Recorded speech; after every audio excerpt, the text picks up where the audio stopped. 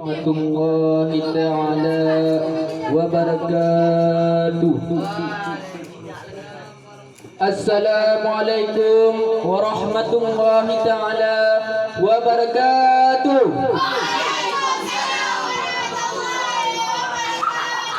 Alhamdulillahi rabbil alamin wal aqibatu lil muttaqin wala udwana 'alal zalimin. Ashhadu an la ilaha illallah wahdahu la syarika lah wa ashhadu anna Muhammadan abduhu wa rasuluhu la nabiyya ba'dah. Allahumma salli ala sayyidina Muhammad wa ala alihi wa ashabihi ajma'in. Amma ba'du. Pertama-tama, yang paling utama, marilah kita sama-sama memujakan puji syukur kehadiran Allah Subhanahu wa taala, yang mana oleh Allah yang telah memberikan kita beribu-ribu nikmat. Dengan ada nikmat tersebut sehingga kita dapat hadir pada malam yang berbahagia ini. Kemudian selawat bertangkaikan salam, tak lupa pula kita sanjung-sanjikan kepada kepangkuan alam baginda besar, yaitu Nabi Muhammad sallallahu alaihi wasallam, dan juga kepada para al dan sahabat beliau. Kemudian kata-kata ketakziman kami yang pertama sekali kepada Walid selaku pimpinan hidayah. Kita memohon doa agar Walid beserta keluarga selalu dalam perlindungan dan rahmat dari Allah. Kemudian kata-kata ketakziman kami juga kepada seluruh staf Dewan Guru yang masih sudi kiranya membantu Walid dalam memutarkan roda pendidikan yang amat kita cintai ini. Kemudian kata-kata kehormatan kami kepada seluruh sidang hadirin pendengar dakwah yang dimuliakan oleh Allah. Teringat saya pada rukun Islam yang kedua, yaitu tentang salat. Maka di kesempatan kali ini izinkan saya membawa pidato singkat yang bertema salat ialah tiangnya agama Islam. Sesungguhnya salat ialah sarana untuk menenangkan jiwa dan juga untuk menyucikan ruh. Begitu juga salat ialah cara satu-satunya untuk mengadakan komunikasi antara hamba dan Khaliqnya yang hakiki, baik yang lemah maupun yang kuat, yang fakir maupun yang kaya, semuanya sama saja di hadapan Allah Subhanahu wa taala kecuali ketakwaan dan imannya. Orang yang melaksanakan salat, mereka akan diperjauhkan waktu harinya dari hal-hal yang mendatangkan dosa. Kemudian ibadah salat mempunyai tempat yang paling istimewa. Tidak ada satupun ibadah yang bisa menandingi ibadah salat. Kenapa?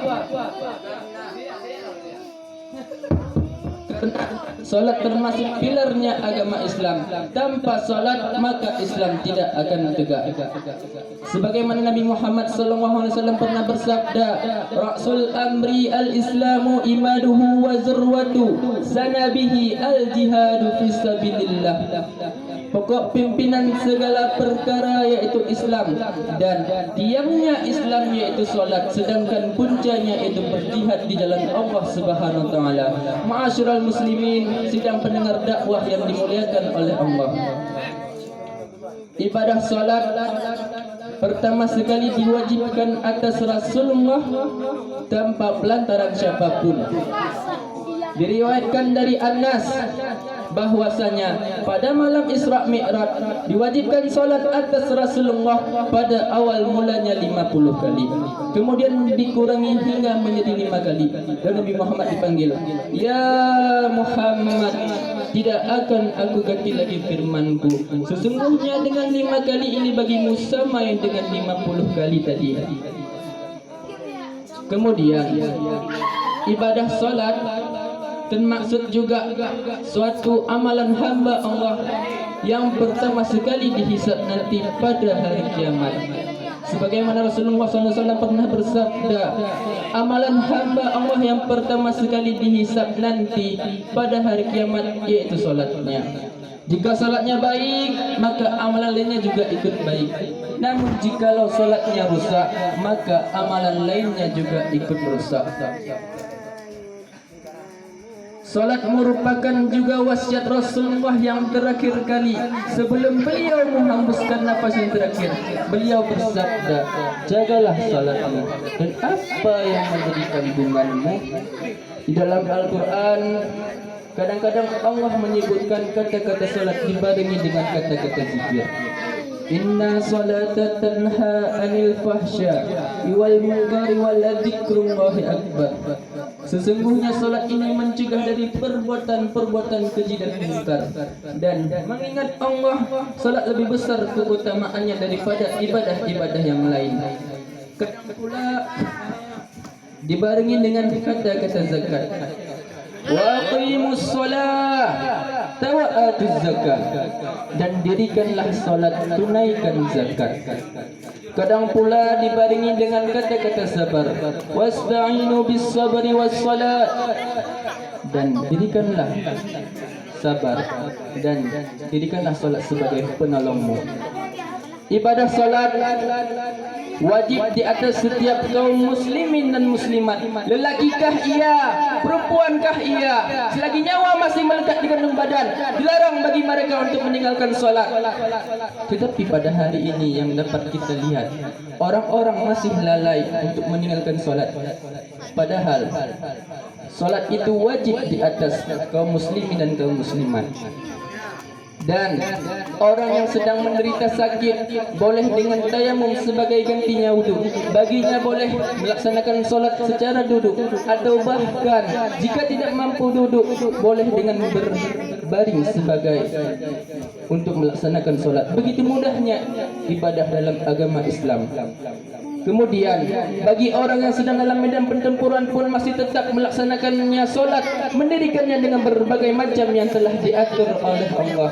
Allah Subhanahu wa taala berfirman, hafizu 'ala sholati wa sholati wusta wa qumu lillahi qanitin. Peliharalah semua solatmu, peliharalah solat wusta. Berdiri untuk Allah dalam solatmu dengan khusyuk. Solat merupakan perkara yang amat besar yang membutuhkan petunjuk khusus. Oleh karena itu, Nabiullah Ibrahim memohon doa kepada Allah agar dirinya dan keturunannya menjadi orang-orang yang tetap menegakkan solat. Dan Nabi Ibrahim pun berdoa, Rabbi ja'alni muqimas salati wa min zuriyati rabbana wa taqabbal du'ai. Ya Tuhanku, jadikanlah aku dan anak-anak cucuku orang-orang yang tetap menegakkan solat. Ya Tuhan kami, perkenankanlah doa kami. Ma'asyiral muslimin sedang pendengar dakwah yang dimuliakan oleh Allah. Di dalam solat mempunyai rahasia dan hikmah yang tersembunyi. Jikalau kita mengkaji nas-nas yang ada dalam Al-Quran dan Sunnah Nabi, maka kita akan mengetahui rahasia-rahasia dan hikmah tersebut. Nabi SAW pernah bersabda, jika kamu sekalian mendirikan solat, sesungguhnya kamu sedang bermunajat kepada Allah. Apa itu bermunajat? Yaitu berdialog langsung dengan Allah. Dengan bermunajat inilah seorang merasa bahwa Allah benar-benar ada di dekatnya. Dia maha mendengar dan dia maha mengabulkan doa mereka. Jika seseorang sudah terbiasa mendirikan solat 5 kali sehari semalam, maka akan bangkitlah kekuatan rohaninya dan merasa Allah selalu membeki mereka dengan kekuatan dan pertolongan, serta ia selalu menyertainya. Orang yang solat tidak bisa akan dekat dengan Allah kecuali sudah bersih dari sifat tercela dan buruk. Allah Subhanahu wa taala berfirman, qad aflaha man tadzakka wa dzakara asma rabbih fasalla. Sungguh beruntunglah orang-orang yang membersihkan diri dengan iman dan dia mengingat nama Tuhannya lalu dia pergi sembahyang. Maka oleh karena itu, kesimpulan yang dapat kita ambil, dengan solat inilah sarana untuk membersihkan diri. Oleh karena itu, kita temukan ayat yang menerangkan bahwa solat itu mencegah dari perbuatan-perbuatan keji dan mungkar. Maka jikalau seseorang melaksanakan solat demi ketenangan jiwa dan berakhlak mulia, maka haruslah ia berperilaku baik dan berguna tenaganya di tengah-tengah kalangan masyarakat di mana dia hidup demi kemaslahatan orang banyak. Kemudian yang terakhir, khusyuk dalam salat yaitu kerasan yang sangat dianjurkan dengan hafalan-hafalan dan ingatan yang kuat, serta ia menghayati bacaan-bacaan dan gerakan-gerakan yang ada dalam salatnya. Allah Subhanahu wa taala berfirman, qad aflaha mu'minun alladzina hum fi salatihim khashi'un. Sungguh beruntunglah orang-orang yang beriman, yaitu orang-orang yang khusyuk dalam salatnya. Maka jikalau seseorang salat tanpa ketiadaan khusyuk, maka akan sedikit berpengaruh terhadap perilakunya atau bahkan tidak membuahkan apa-apa. Mungkin hanya sekianlah pidato singkat yang dapat saya sampaikan. Manakala ada kurang lebihnya saya memohon maaf.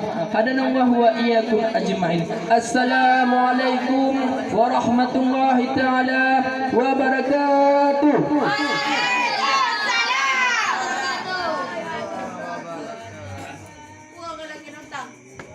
Jom dah jual dah. Elok dah jual dah.